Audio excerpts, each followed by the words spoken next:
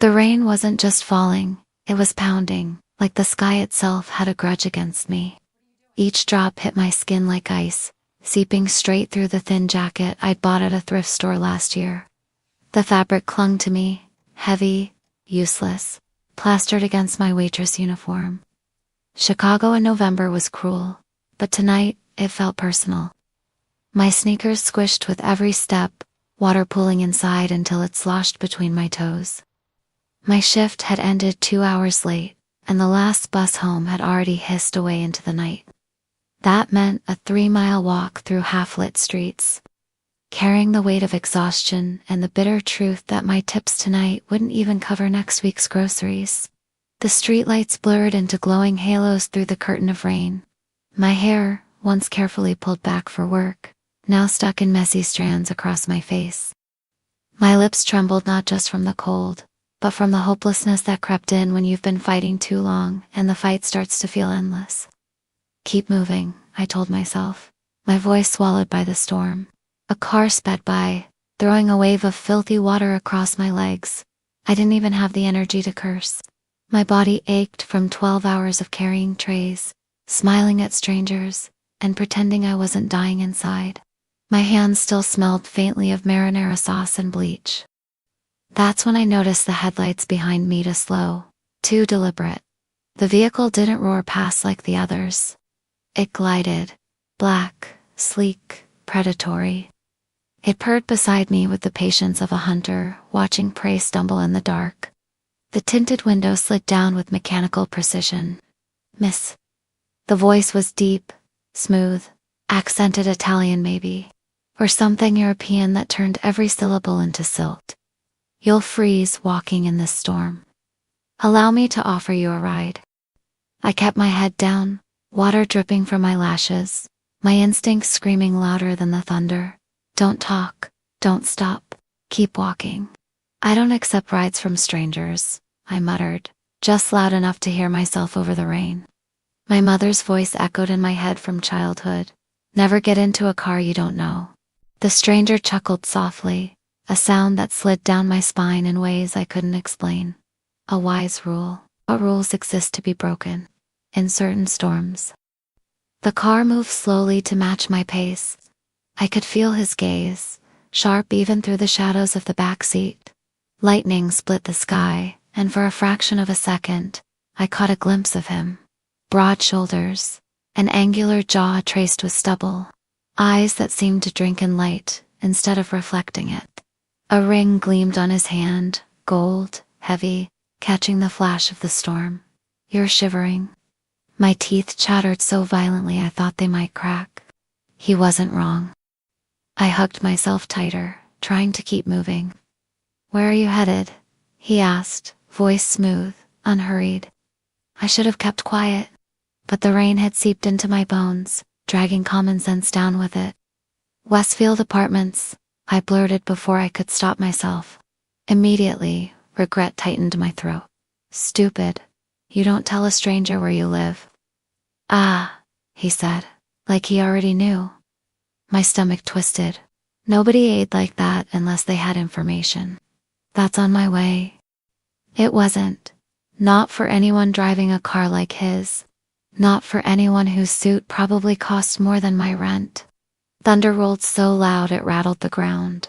My legs wobbled, my shoes squelched, and for the first time that night, the black car didn't seem like the greatest danger.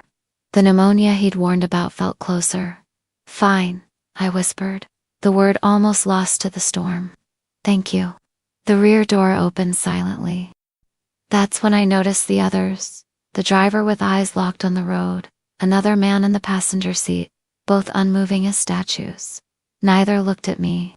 Their stillness was somehow worse than curiosity. I slid in, dragging puddles with me.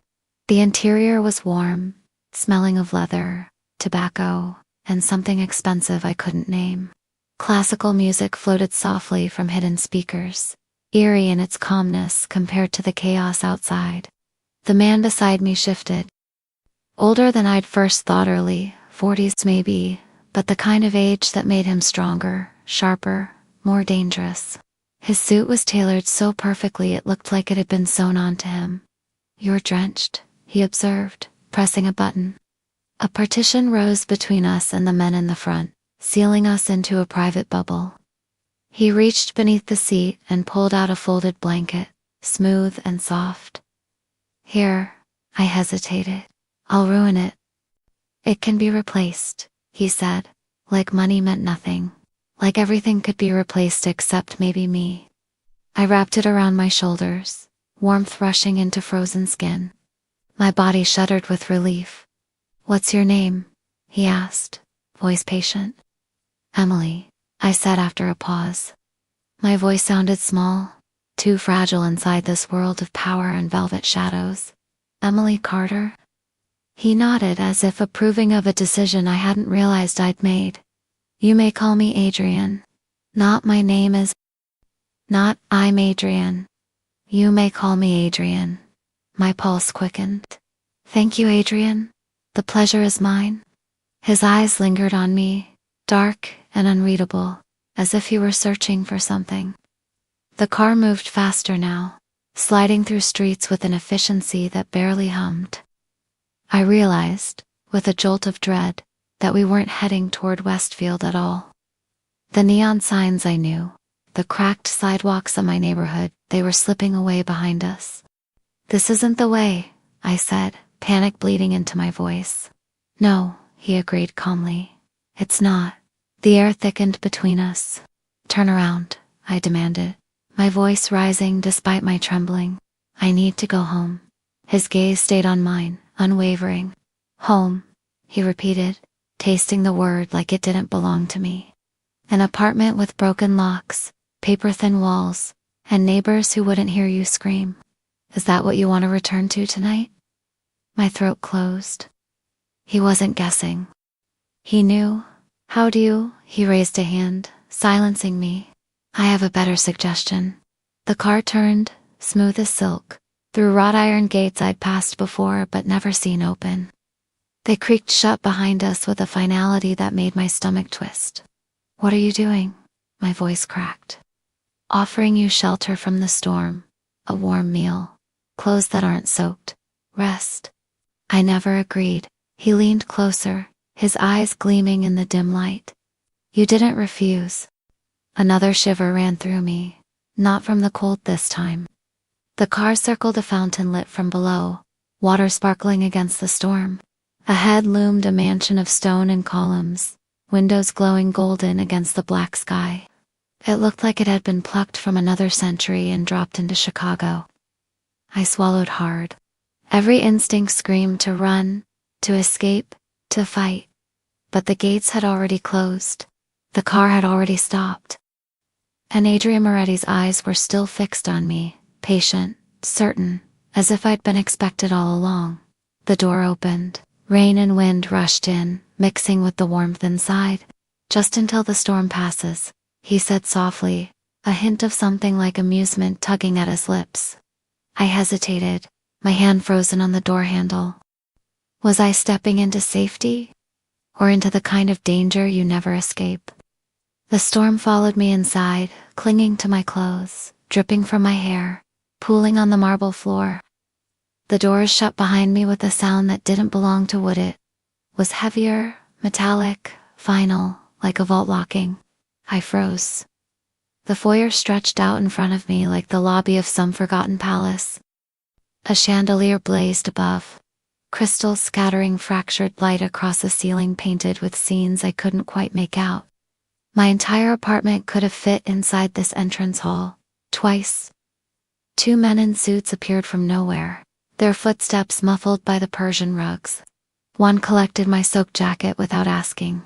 The other handed me a towel I didn't remember reaching for. They moved like shadows, silent, efficient, practiced. I opened my mouth to speak, but the words died. You'll forgive the formality. Adrian's voice came from behind me. He had already shed his coat, and even without it, his presence filled the room. He gestured lazily toward the grand staircase, as though I were simply another guest at a polite dinner party, not a dripping waitress dragged in from the street. This house has traditions. My shoes squeaked against the floor as I shifted. I didn't agree to stay here. You agreed not to argue, he said smoothly, as if that were the same thing. You'll rest tonight. Tomorrow, if you still wish to return to your apartment, I'll arrange it. I wanted to argue again, to spit out that I didn't trust him, that everything about this screamed trap, but my body betrayed me. The warmth of the air, the soft towel in my hands, the way my soaked bones finally stopped aching, it all conspired against me. And then came the shiver. Not from cold this time, but from fever. My knees buckled slightly, enough that Adrian noticed. Mrs. Langston. The name was a command, and instantly, an older woman appeared at the top of the staircase. Her hair was silver, pulled tight into a bun. Her uniform was immaculate, starched edges, sharper than knives. She descended with the unhurried grace of someone who had lived in this house longer than anyone else. Yes, sir. Her voice was crisp, polite, clipped. Our guest needs accommodations. Guest. The word felt wrong, like calling a cage a sanctuary. Mrs. Langston's eyes swept over me, not unkind but not warm either. Assessing, measuring. I felt stripped bare beneath her gaze. This way, Miss Carter, she said, and turned without waiting for me to follow. I glanced back at Adrian, but he was already speaking in low tones with one of the suited men, his back partially turned, as if my decision no longer mattered. My legs carried me up the staircase after Mrs. Langston. Every step echoed faintly, and the walls seemed to watch me. Portraits of stern men and elegant women stared down from gilded frames, their painted eyes following me with unsettling familiarity. At the top of the stairs a hallway stretched long and silent. My reflection haunted the polished floors, pale and fragile compared to the luxury around me. Mrs. Langston opened a door and stepped aside. This will be your room. The word room didn't do it justice. It was a suite. A bed big enough for four stood draped in white silk, its carved frame gleaming with gold leaf. Floor-to-ceiling windows overlooked the gardens, their glass blurred with raindrops. A fireplace flickered quietly in the corner, casting shadows on walls lined with bookshelves. I stood frozen, towel clutched to my chest. This isn't necessary. Her expression didn't shift. Mr. Moretti insists. I didn't ask for. You'll find a nightgown prepared on the chair, she interrupted smoothly. Your shoes will be dried. A doctor has already been summoned. I blinked. A doctor? You're ill. She said it like a fact, not a possibility. It would be irresponsible not to treat it. Something inside me snapped. This is insane. You can't just decide things for me. I don't even know him. I don't know you. I don't know what this is. Mrs. Langston's eyes softened, barely, like the faintest crack in marble. I understand. It will make sense. In time? I hated the way she said it. As if she already knew what I would choose, what would happen, as if my future was a script she'd read years ago. I pressed my back against the wall, searching for breath. The heat of the fire seeped into me, weakening the anger, replacing it with exhaustion. My vision blurred for a second. You should rest, she said gently now. Arguing won't change anything tonight. And with that, she slipped out, the door clicking shut behind her. I ran to it immediately. The handle turned but only halfway. Locked. From the outside. My stomach dropped. I stumbled back to the bed and sat heavily. The silk blanket cooled beneath my trembling hands. The storm still rattled against the windows, but it wasn't as loud as the storm inside me. Guest? Prisoner? Which one was I? The fire popped softly, and I noticed the folded nightgown on the chair. Pale blue silk, delicate lace trimming. My name, Emily, embroidered on the collar in silver thread. My blood ran cold. I hadn't told anyone my full name. Not Mrs. Langston. Not the suited men. Only Adrian. I picked up the nightgown, fingers trembling. The fabric was soft as water against my skin. Too perfect. Too precise. Someone had planned this.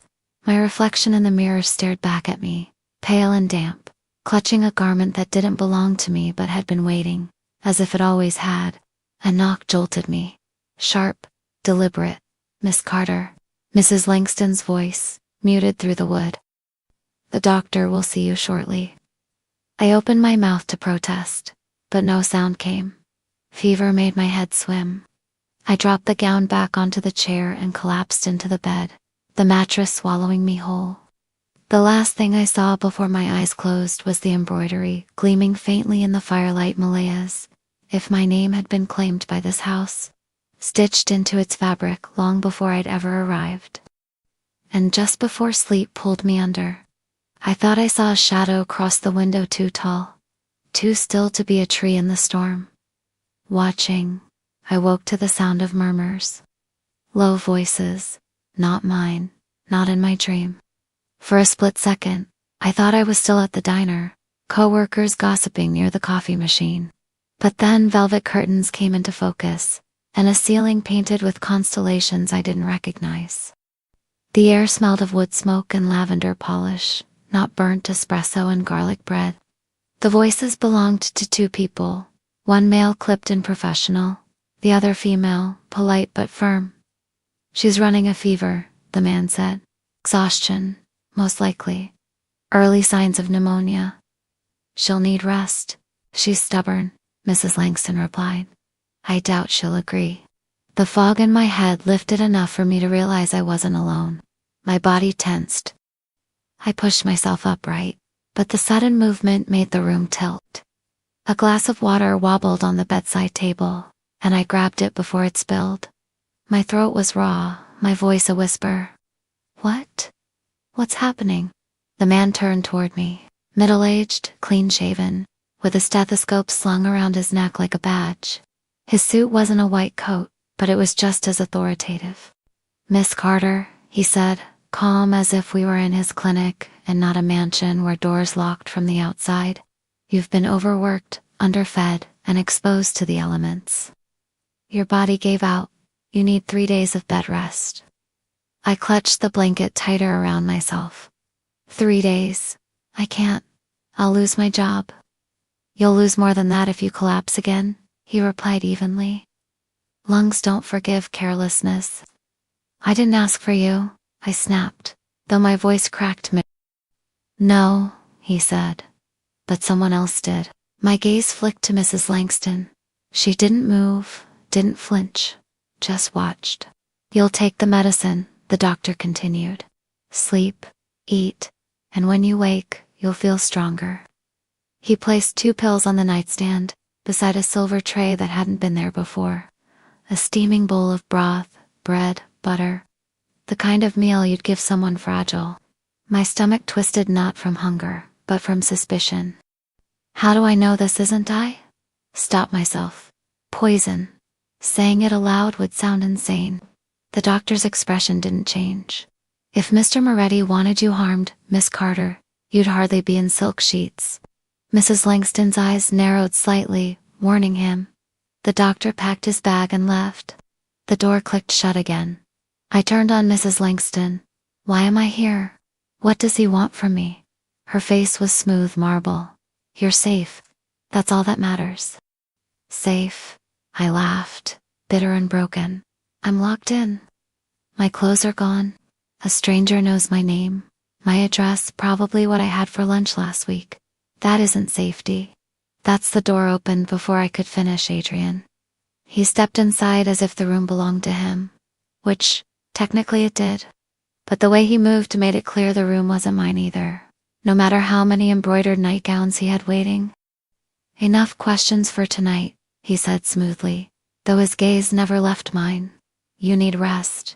I need answers. My voice shook, but I forced it steady. Why am I here? Why me? He stopped a few feet from the bed, hands clasped loosely behind his back. His presence was overwhelming, not because he was loud or threatening, but because he didn't need to be.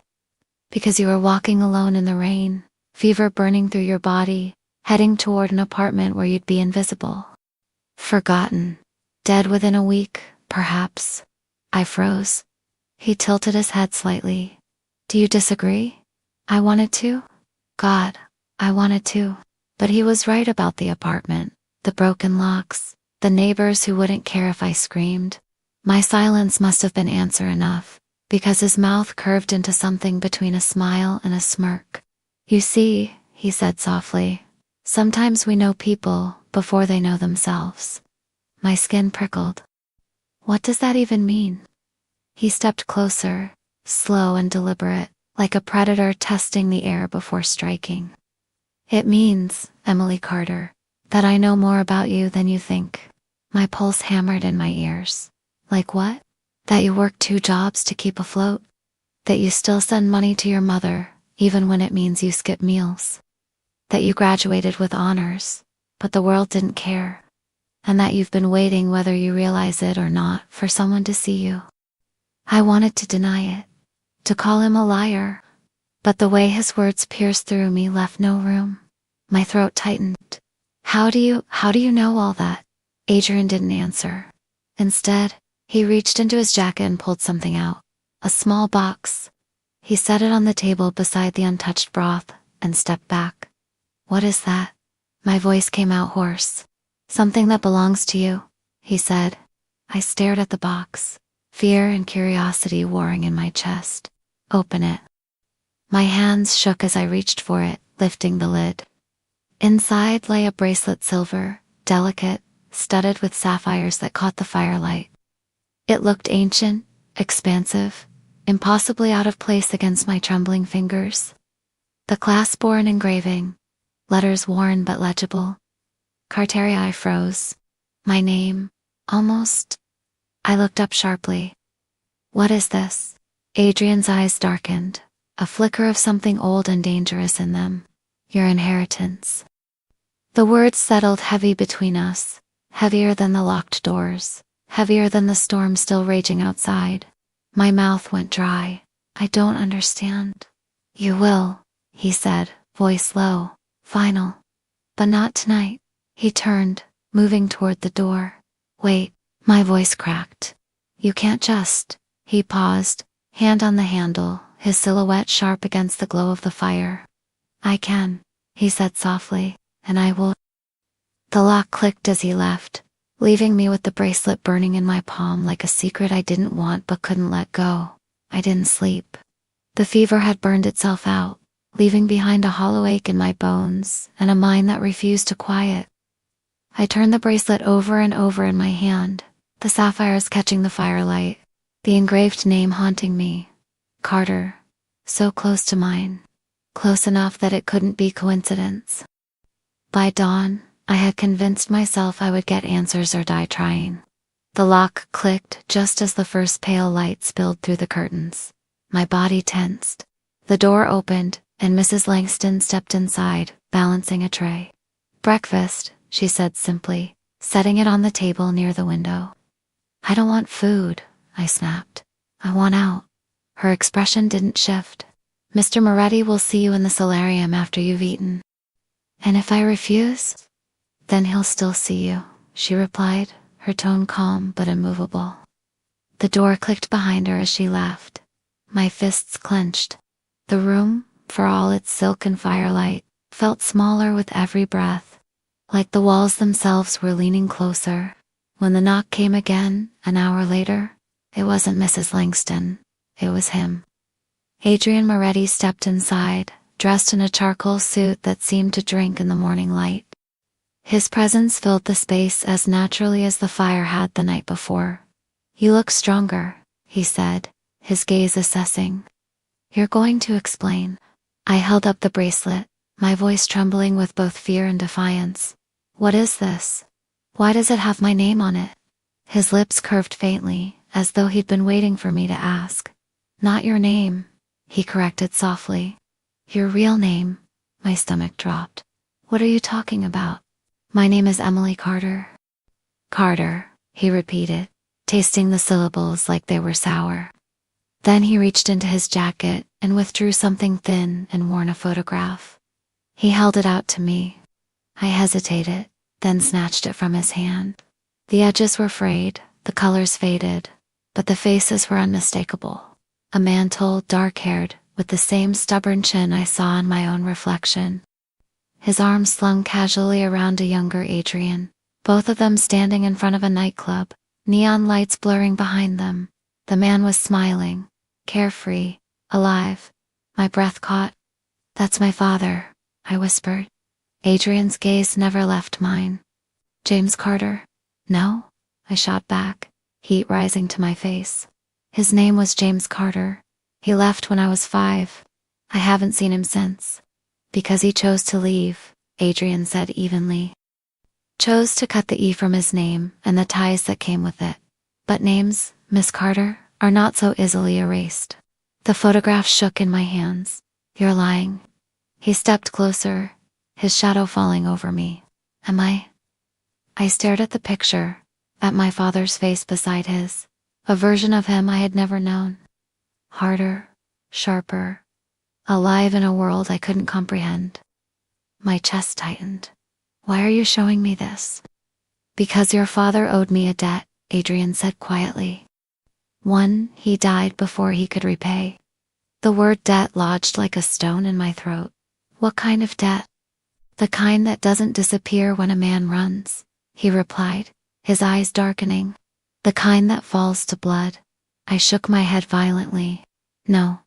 Whatever he did, that's his problem, not mine. Blood doesn't ask permission, Adrian said. His tone wasn't cruel, but it was merciless. It demands. My hands trembled. This is insane. I'm not part of your world. I serve pancakes and refill coffee. I live in a 1-bedroom dump. You've made a mistake.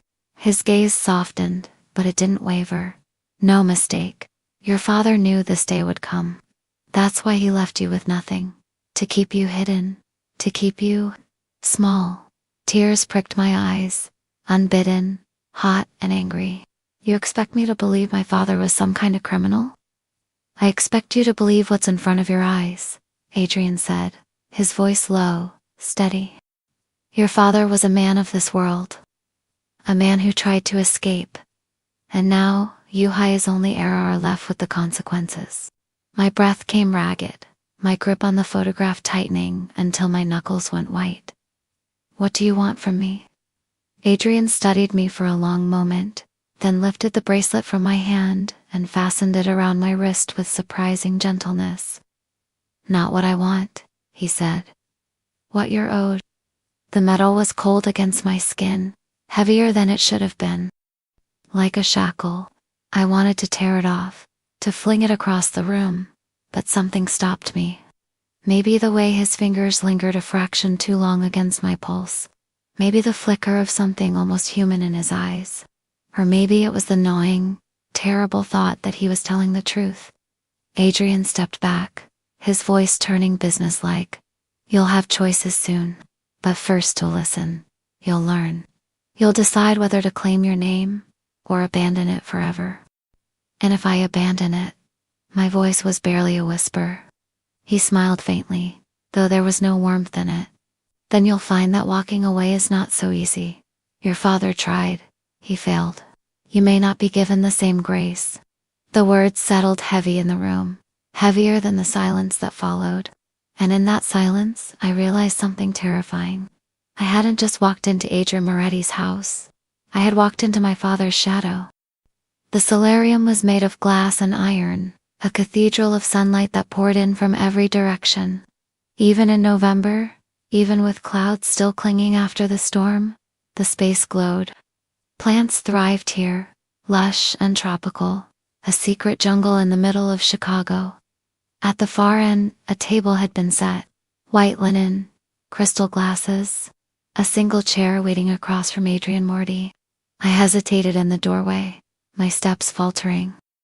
The floor gleamed like polished stone beneath my borrowed shoes. My own reflection looked back at me, small and trembling. Emily, Adrian said, rising from his chair with old-world courtesy.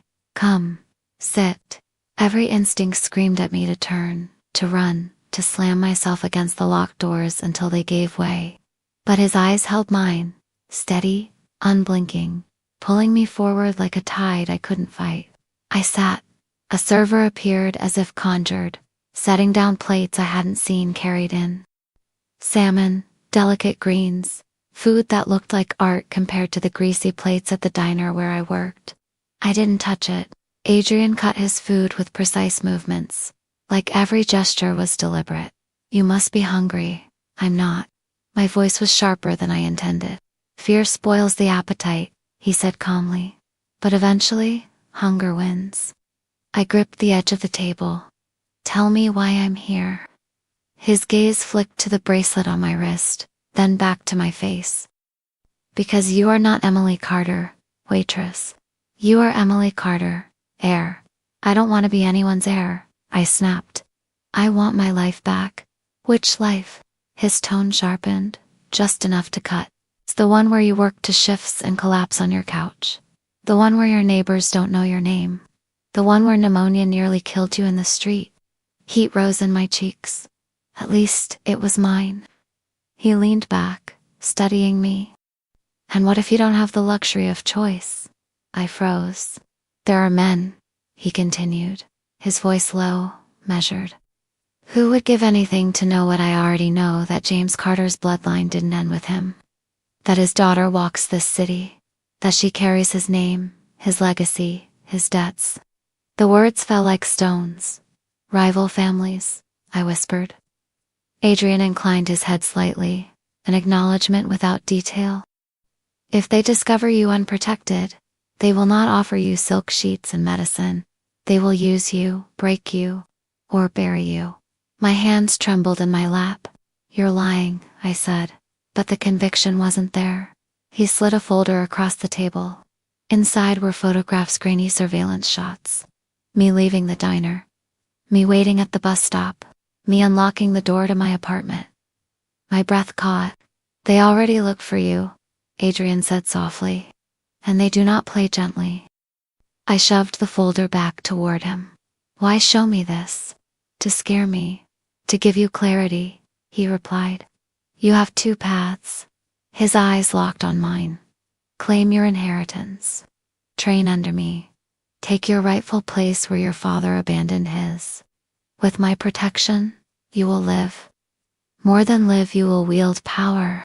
The words coiled around me, heavy, seductive, terrifying. And the other path? I forced out. You renounce it, publicly, formally, transfer all rights, all claims, to me. I will absorb what remains of the Carter holdings. In exchange, I'll give you a new identity, a new life, far from Chicago. You'll be safe, comfortable, forgotten, exile. The word tasted like ash. And if I choose neither? I asked, though I already feared the answer. Adrian's gaze didn't waver. Then you leave here unprotected, with every family in this city knowing your name. 3 days. That is how long you would survive. Silence crashed over the table. I wanted to scream at him, call him a liar, accuse him of inventing this entire nightmare. But the photographs in that folder had been real. The bracelet on my wrist was real. The way he spoke, calm, certain, merciless, was real. My chest ached. Why me? Why do you care? For the first time, his expression flickered, something almost human flashing in his eyes.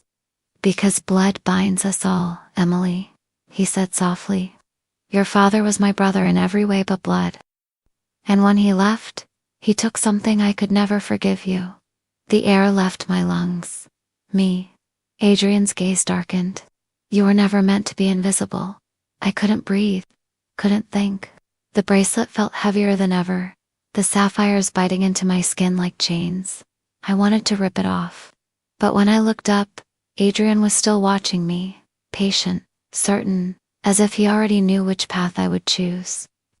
It wasn't until the next morning that I realized something was wrong. Not wrong in the way everything here was wrong: the locked doors, the staff who never met my eyes, the bracelet I couldn't stop touching. This was different. The moment I woke, I noticed the books stacked neatly on a shelf. My books, bent paperbacks I'd bought secondhand, their spines cracked, their pages stained with coffee. I sat up sharply, my chest tightening. I scanned the room. On the dresser, my grandmother's quilt, faded and frayed, folded perfectly. On the desk, my chipped mug with the faded diner logo. In the corner, the duffel bag I'd shoved under my bed back in Westfield, unzipped and emptied of clothes. They had gone into my apartment. I threw off the blankets and stumbled to the bag, heart hammering. Inside, everything was there. My wallet, my cheap phone, the little keychain with pepper spray attached. Nothing missing. Which somehow made it worse. They hadn't stolen anything. They had taken everything. The door opened before I could process it. Mrs. Langston entered, her expression as calm and composed as ever. "I see you've noticed," she said, glancing at the books, the quilt, the mug. "Mr. Moretti thought you might be more comfortable with familiar surroundings. Comfortable." My voice cracked. "You broke into my apartment. You went through my things. That's not comfort, that's invasion." Her eyes softened, just a fraction. "You won't need to return there. Your lease has already been handled." "Handled," I repeated, bile rising in my throat. "You mean paid off? Cancelled? You had no right." "You'll understand in time," she murmured. I wanted to scream, to rip every book off the shelf, to throw the quilt into the fire just to prove this place couldn't swallow who I was. But my body betrayed me again, weak, exhausted, hollow from too many emotions. Mrs. Langston set a tray down on the table. "Toast, tea, honey." My stomach growled even as I glared at her. "Eat," she said simply. "You'll need strength." "For what?" I demanded. Her silence was answer enough. When she left, I paced the room like a caged animal. My own things looked alien here, as if they had been stolen not from my apartment but from my life. Nothing belonged anymore, not the silk walls, not the chipped mug, not even me. I pressed my forehead to the cool glass of the window. The gardens stretched below, manicured and endless, with tall walls at their borders. Beyond, the faint glitter of the Chicago River. Somewhere out there, the world kept moving. Diners opened. Buses rumbled. People complained about the rain and never knew how lucky they were to be free in it. A sound pulled me back, a low murmur, voices in the hallway outside my door. I held my breath, listening. "I already know she's here." The words sent ice down my spine. Families are restless. If they confirm she's alive, Moretti won't let them near. Not while she's under his roof. Silence, then footsteps fading. My pulse thundered in my ears. They were talking about me. Rival families. The danger Adrian had warned me about wasn't distant, it was already circling. I sat back on the bed, clutching the bracelet as if it could anchor me. That's when the door opened again. This time, it wasn't Mrs. Langston. Adrian. He stepped inside, his suit as immaculate as yesterday's, his eyes sharper, darker.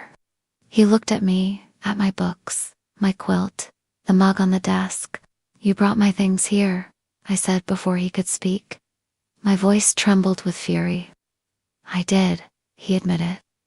"I want you to feel at home." "This isn't home." He studied me, unbothered by the venom in my tone.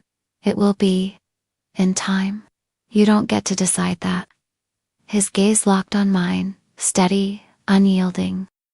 "Emily, everything that touches your life is already in motion. Whether you accept it or not, the families know who you are. They're watching, waiting. And if you step outside these walls unprotected, you will not survive." The words echoed the whispers I'd overheard, and dread spread cold and heavy through my chest. My hands trembled as I clutched the bracelet tighter. "So that's it. I'm trapped here, until I become what you want me to be." Adrian's expression didn't change, but his eyes darkened. "Not what I want. What you were born to be." The room seemed smaller, the walls closing in, the bracelet burning against my skin. And for the first time, I realized he wasn't exaggerating. The world outside already knew my name. The bracelet burned against my skin as though it had a pulse of its own. I sat on the edge of the bed, trying to breathe, but the walls pressed closer, the silence too heavy. Outside, the gardens lay still, soaked from the storm. And yet I felt eyes on me, everywhere. The door creaked open without a knock. Adrian Moretti filled the doorway. He didn't need to speak. His presence was enough to change the air in the room. He glanced at the books neatly arranged, the quilt folded on the bed, the duffel bag emptied in the corner. His eyes returned to me. You hate that I brought them here, he said quietly. I swallowed. They're mine. They don't belong here. None of this belongs here. He stepped inside, closing the door behind him with a muted click. And yet, here they are. Here you are. My breath caught, sharp and angry. I didn't choose this, didn't you? His tone wasn't mocking, just maddeningly calm. You stepped into my car. You walked through my door. You didn't fight when the gates closed. I was freezing. I was sick. I thought I was dying out there. His gaze softened, almost imperceptibly. And if I hadn't stopped, you might have been. The fire inside me sputtered, because the truth sat heavy between us. Part of me had been grateful when that door opened, when warmth replaced the storm. I shook my head violently. You don't get to twist this. You made me a prisoner. Adrian walked closer. He didn't move like other men, no. Wasted steps. No hesitation. He lowered himself into the chair across from me, elbows resting lightly on his knees, eyes locked on mine. Do you feel like a prisoner, Emily? His voice was low, coaxing. Yes, I shot back instantly, though my heart pounded with uncertainty. His mouth curved, not quite a smile. And yet, no chains. No bars. You walk these halls. You eat at my table. You sleep in silk. Is that prison? Or protection? The question hung between us like a blade. My throat tightened. Why does it matter to you? He leaned back, studying me as though I were a puzzle only he could solve. Because your father mattered to me. Because you matter. I laughed, sharp and bitter, though the sound cracked in my chest. You don't even know me. I know enough, he said softly. Silent, stretched, heavy with unspoken truths. My pulse raced. His eyes didn't waver, dark and steady, pulling me in like a current I couldn't resist. And then, without warning, he reached forward. His fingers brushed against my wrist, just above the bracelet. The contact was electric, fire shooting up my arm. I pulled back, breath catching. Don't. But the damage was done. The spark lingered, hot and dangerous, as though some part of me had betrayed the rest. I don't want to be here, I whispered, though the words rang hollow even to my own ears. You don't want to admit you belong here, he corrected. Before I could reply, a sound shattered the air. A sharp crack, glass breaking. Then another louder, closer. Adrian's expression hardened instantly. He rose in one fluid motion, his calm replaced by lethal focus. Stay here, he ordered. My chest seized. What's happening? Another sound, this time unmistakable. Gunfire. The walls shook faintly, a chandelier rattling overhead. Somewhere down the hall, voices barked commands. Heavy footsteps thundered against marble. Adrian was already at the door when Dmitri appeared, a pistol in his hand, his expression carved from stone. East wing breach, Dmitri said, his accent thick, clipped. 2 vehicles at the gate. They're armed. My blood turned to ice. Armed. Vehicles. Breach. Adrian's jaw tightened. Get her below. Dmitri's eyes flicked to me, unreadable now. No. I stumbled to my feet, panic clawing at my throat. What's happening? Whew, families. Adrian cut me off, his voice sharp, merciless. They've come for you. My knees nearly buckled. For me? Move. Dmitri barked, crossing the room in 2 strides. His hand clamped around my arm, not cruel but unyielding. Adrian's gaze locked on mine, dark and burning. Do not fight him. Do not run. You'll live, if you listen. Then he was gone, disappearing down the hall toward the gunfire. Dmitri dragged me from the room, his grip iron around my arm. The mansion that had felt too quiet before now roared with chaos, boots pounding, shouts echoing, the distant crack of gunfire ricocheting off stone walls. Where are we going? I demanded, my voice shrill. Safe room, Dmitri muttered. Basement. I stumbled down the hallway, nearly tripping over the long silk hem of the borrowed dress I wore. My heart slammed against my ribs, each beat louder than the last. As we turned a corner, I glimpsed them through a tall window, figures in black, vaulting the outer wall, weapons glinting in the dim light. My stomach lurched. They weren't after Adrian. They weren't after his empire. They were after me.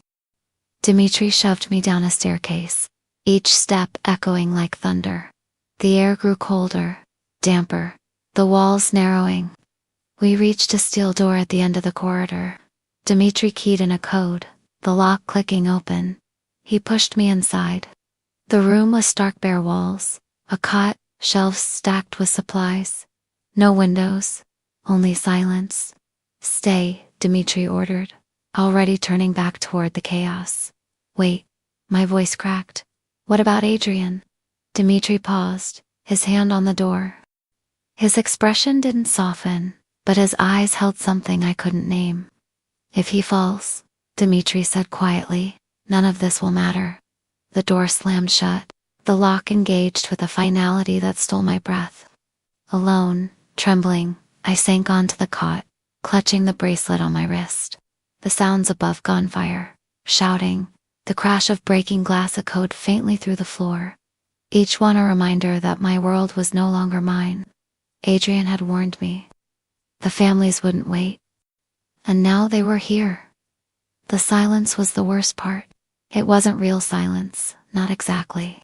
The room hummed faintly with air circulation, and above me, distant thuds rattled the ceiling like angry fists pounding on a coffin lid.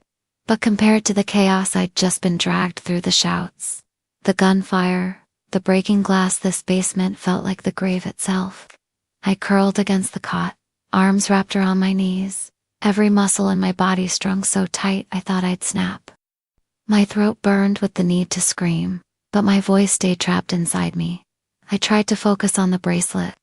The sapphires glinted faintly in the dim light, the engraving Carter catching every flicker. It looked delicate, fragile, like something that should have belonged to a grandmother, or been tucked away in a museum.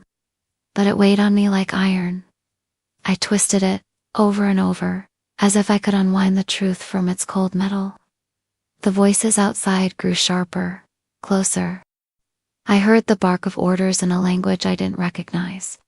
Russian, maybe, or something harsher, filled with consonants and rage. Then gunfire again, louder. I flinched so hard I toppled from the cot, the concrete floor slamming into my knees. I pressed my palms to my ears, heart slamming, but the sounds still came one after another, sharp cracks, then silence, then more. Minutes passed, or hours. Time lost meaning. I thought of my old apartment, the chipped paint on the bathroom mirror, the radiator that hissed like it was alive, the way the walls smelled faintly of mildew every time it rained. That place had been hell, but it had been mine. And here I was, in a cage lined with steel, waiting for a stranger to decide if I lived or died. "This is your father's fault." The thought came bitter, uninvited. He left, he ran, and now you're the one hunted for debts you never made. Tears blurred my vision, but I refused to let them fall. If the walls had cameras, and I knew, deep down, they did, I wouldn't give Adrian the satisfaction of seeing me break. Then silence. Not the muffled chaos I'd grown used to. Not the pounding footsteps overhead. Just stillness. My chest tightened. Silence could mean victory, or it could mean death. The lock turned. I scrambled back, heart hammering. The steel door swung open. Adrian stood there, framed in the doorway. His white shirt was ruined, streaked with blood, some not. I couldn't tell. His suit jacket was gone, his tie discarded. His face was cut along the cheekbone, the skin raw and red, but his eyes burned brighter than ever. He stepped inside and shut the door behind him. The air shifted instantly. "You're alive," I whispered, hating the way relief flooded me. His mouth curved faintly. "Did you doubt?" My voice cracked. "They were here for me, weren't they?" His silence was answer enough. I gripped the edge of the cot so hard my knuckles whitened. Why? Why me? Why risk this for me? Adrian crouched, his bloodied hands resting loosely on his knees, his gaze level with mine. Even battered, even brutal, he radiated control. Because your name is not Carter. It is Carter. And names in our world are more dangerous than bullets. I shook my head violently. That doesn't explain why they want me dead. They don't want you dead, Adrian said softly, and somehow that was worse. They want to own you. To claim what you represent. To make you a pawn. I'm not, you are, he cut in, his voice sharp. Whether you accept it or not, blood does not ask. Blood commands. The bracelet glinted between us. He reached out, brushing it with one finger, smearing it with a streak of crimson. Your father tried to erase this. He ran. He thought he could cut himself free, but old debts do not disappear, Emily. They collect interest. My throat closed. What debts? What did he do? Adrian's jaw tightened. For the first time, I saw hesitation flicker in his eyes. He stole something. What? Adrian's gaze darkened, unreadable. That is not for tonight. I wanted to scream. To shake him until the truth spilled out. But I couldn't tear my eyes from him, his bloodied shirt, his raw hands, the faint scar above his brow. He looked like a man who had just killed for me. A man who would do it again. Fear tangled with something else. Something hotter, more dangerous. I hated myself for feeling it. Adrian rose slowly, his shadow stretching across the room. Rest, Emily. Tomorrow I'll tell you more. He moved toward the door. Wait. My voice was barely audible. What if I don't want to know? He paused, his hand on the handle. He didn't look back when he spoke. Then, ignorance will bury you faster than any bullet. The door clicked shut, and for the first time I understood. The storm outside the mansion hadn't ended. It had only just begun. I didn't sleep that night. Even after the sounds of battle faded, after the shouts and gunfire became ghosts in the stone walls, I lay awake on the cot, staring at the ceiling of the safe room. The silence was worse than the chaos. It let the questions in. By morning, when the steel door opened, my body was stiff, my mind raw.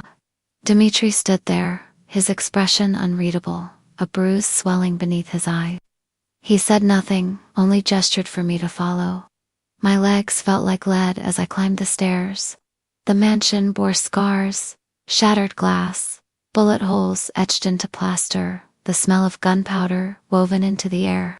Staff moved silently through the wreckage, cleaning as if war was routine. Dimitri led me back to the solarium. Sunlight poured through the glass ceiling, golden and merciless. The same table from before waited, but this time only a single chair stood opposite Adrian. He was already there. A dark suit, crisp and immaculate, as though the blood of last night had never touched him. Only the cut along his cheekbone remained, stitched neatly now, a reminder that he had fought and survived. Sit, he said, his voice calm, but absolute. I obeyed, though every muscle screamed against it. For a long moment, he said nothing. He poured wine into a crystal glass, the sound sharp in the silence. Then he slid it toward me. I didn't touch it. You think I'm your captor? He said finally, his eyes fixed on mine. But the truth is simpler. I'm the only barrier between you and the people who would carve you apart for what your name means. My throat tightened. Then let me leave. Give me back my life. You have no life to go back to. His tone cut like steel. Your apartment is emptied. Your job's already filled. The families know your name. Do you think you can vanish into waitressing shifts and bus rides now? Anger flared hot in my chest. That wasn't your decision to make. No, he conceded, leaning back. It was your father's, years ago, when he ran. And it was mine, the night I pulled you from the rain. What remains is yours. My choice. His eyes darkened. Your fate. The words lodged in my chest like a stone. You can renounce the name Carter. I'll arrange for you to disappear. New city, new papers. A bank account that would make you comfortable until you die. You'll live, Emily. Quietly, alone, always looking over your shoulder. I closed my eyes. The picture of exile formed a clearly another small apartment, another radiator hissing, another job where I smiled for tips, only this time with shadows at every corner, wondering if they had found me. And the other option? I asked, my voice small. Adrian's gaze sharpened. You stay. You learn, you claim what is yours. You take your place by my side, and the families will bow before your name instead of hunting it. The room tilted. My pulse thundered in my ears. You men become like you, I whispered. His lips curved faintly. No, become more than me. I shook my head violently. I don't want power. I don't want any of this. Don't you? His voice was low, dangerous. Don't you want to stop struggling? To never again count pennies for rent? To never again walk home in the rain, invisible, forgotten? My chest rose and fell in ragged bursts. Because yes, God help me, yes. Part of me wanted that. Adrian rose slowly, walking around the table until he stood behind me. I stiffened as his hand brushed my shoulder, light but searing. You fear me, he murmured, his breath warm against my ear. But you also know. His fingers traced down my arm, stopping just above the bracelet. That no one has ever seen you the way I do. I shivered, caught between wanting to recoil and wanting to lean back into his touch. Adrian? My voice was barely a whisper. He leaned closer, his lips near my temple. Say the word, and I'll erase it all. You'll wake tomorrow on a flight to another life. No bracelet, no name, no chains. I turned, my face inches from his. His eyes burned, dark and endless, drawing me in. And if I stay? I asked. His mouth curved into the faintest smile. Then you become fire. The space between us pulsed. My body leaned forward before my mind could stop it, my lips parting with the breath I couldn't catch. His hand tilted my chin, slow, deliberate. The world narrowed to the brush of his thumb against my skin, the nearness of his mouth, the electricity sparking in the air between us, and then he pulled back. The loss was a wound. You're not ready, he said softly, though his eyes betrayed a storm. When you decide, it must be with certainty, because once you choose, there is no return. He stepped away, leaving me trembling in the chair, my skin still burning from where he'd touched me. For the first time, I understood what terrified me most. It wasn't the families outside.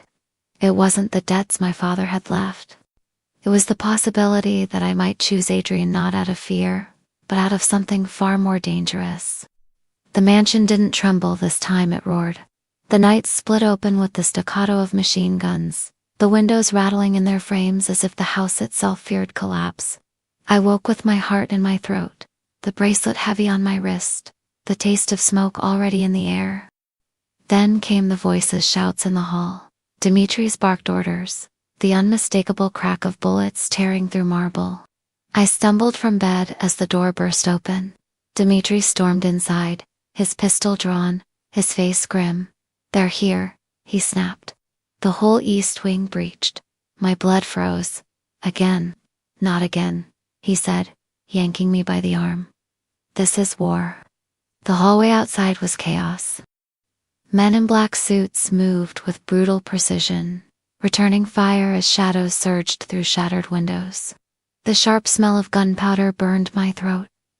Somewhere deeper in the house, flames licked at the curtains, crackling like laughter. Adrian's house, the fortress I thought untouchable, was bleeding.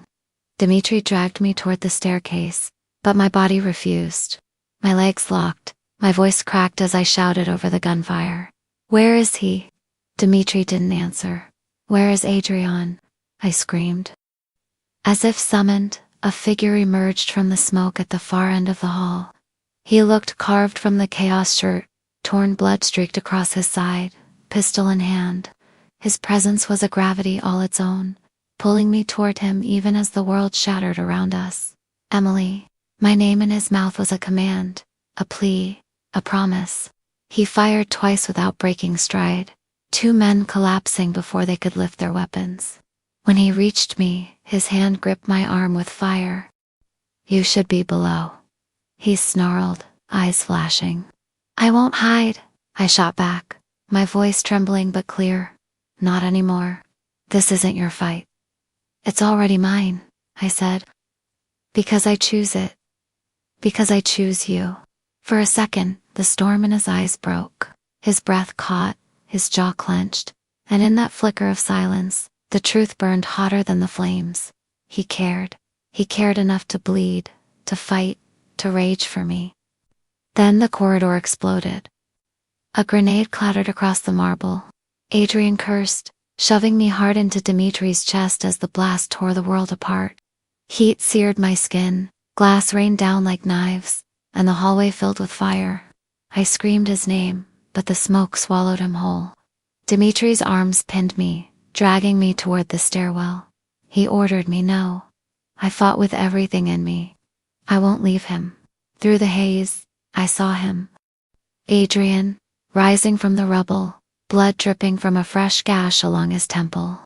He staggered, then straightened, his gun raised, his will unbroken.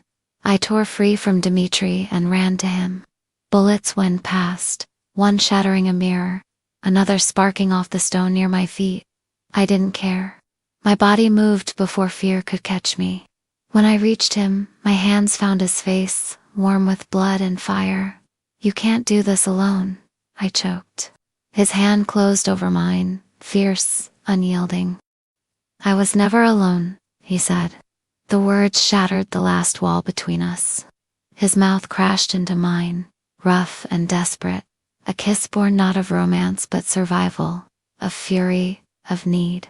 The world burned around us, and still the only thing I felt was him, his breath, his grip, his fire. When he tore away, his forehead pressed to mine, his voice was ragged. "Now you're mine. In life or in death." Before I could answer, Dimitri's shout cut through the smoke. "They're falling back." Gunfire sputtered, then faded. The last masked figure retreated into the night, leaving silence and ruin in their wake. The east wing was destroyed. The air reeked of blood and ash. The mansion groaned as if mourning its wounds, and Adrian swayed where he stood. My arms shot out, catching him as his knees buckled. His weight dragged me down, but I refused to let him fall. His blood soaked into my borrowed clothes, hot and endless. "Adrian," I begged, my voice breaking. "Stay with me." His eyes found mine through the haze, dark and heavy. His hand lifted weakly, brushing the bracelet on my wrist. "You chose." His voice was barely a whisper. "Remember that?" Then his eyes fluttered shut. I screamed his name, clutching him as Dimitri rushed forward, shouting for medics, for stretchers, for anything. The mansion swarmed with his men, voices urgent, feet pounding. But I only heard my heartbeat, frantic and breaking, as I held Adrian against me. I had chosen him.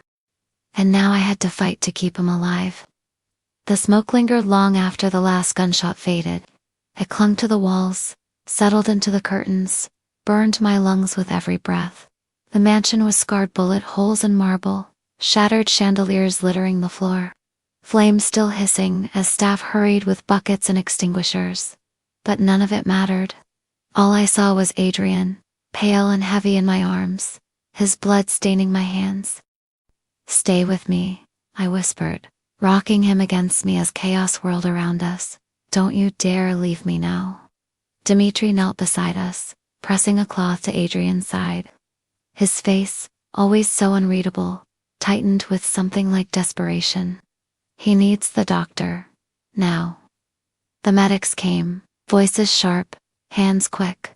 They lifted Adrian onto a stretcher, but his fingers clung to mine, refusing to let go.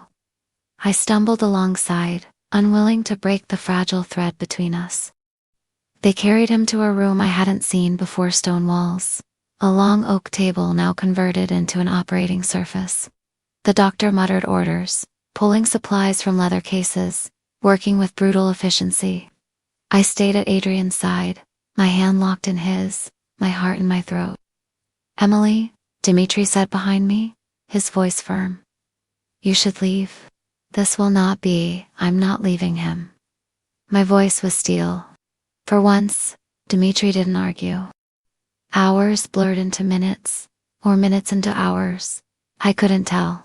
I only knew the sound of Adrian's breathing, shallow but steady, and the warmth of his hand in mine. When the doctor finally straightened, sweat on his brow, he muttered, "He'll live. He's too stubborn not to." Relief crashed over me so hard my knees nearly buckled. The room emptied, leaving just us. I sat by the bed where they'd laid him, brushing damp hair back from his forehead. In sleep, he looked younger, less untouchable. The sharp lines of power and control softened, revealing the man beneath the armor. I leaned closer, whispering into the silence. "You terrify me, Adrian Morty, and God help me, I think I love you for it." His eyes opened, I gasped, caught. "You shouldn't," he rasped, his voice rough but alive. "Love me." "Too late," I said, tears spilling down my cheeks. "You can't tell me what to feel." His lips curved, faint but real. "Stubborn. Like your father." I shook my head fiercely. "Don't compare me to him." He ran. "I'm staying." Something shifted in his gaze then, something that wasn't power or control, but gratitude, wonder, maybe even fear. "You'd bind yourself to me," he whispered. "To this life, knowing the danger, knowing what it costs." "Yes," I said, steady, "because it's not the name I'm choosing, not Carter, not the legacy. I'm choosing you." For once, Adrian had no answer. His hand rose, trembling, and cupped my cheek. His thumb brushed away my tears. "I've killed for you," he murmured. "I'd burn this city for you. But this?" His eyes locked on mine, dark and endless. "This is the first time I've lived for someone." The breath caught in my throat. My heart slammed, not from fear, but from the truth in his words. I leaned down, and this time the kiss wasn't desperate or fierce. It was slow, tender, the kind that healed instead of burned. His lips tasted of salt and smoke, but beneath it was something pure, something mine. When we parted, his forehead rested against mine. "Stay," he whispered. "I will," I promised. Not because of the Carter name, not because of my father, because of us. Outside, dawn broke. Pale light spilled through shattered windows, illuminating ruins that somehow looked less like loss and more like survival. The house still stood. We still stood. And for the first time, I felt not trapped, not hunted, but free. Because I had chosen. Not invisibility, not exile, not fear, love. Adrian's hand found mine, our fingers intertwining, stronger than blood, stronger than legacy, stronger than the storm. And in that dawn, among ashes and silence, I knew. Whatever battles waited, whatever secrets remained, we would face them together. Not as prisoner and captor, not as heir and protector, but as two souls who had found each other in the fire and refused to let go. And that's the end of part 1 of this story.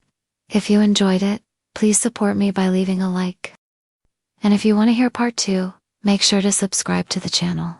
Tell me from which corner of the world you're listening. I love it when you interact in the comments. Thank you for spending your time with us. God bless you, and see you soon.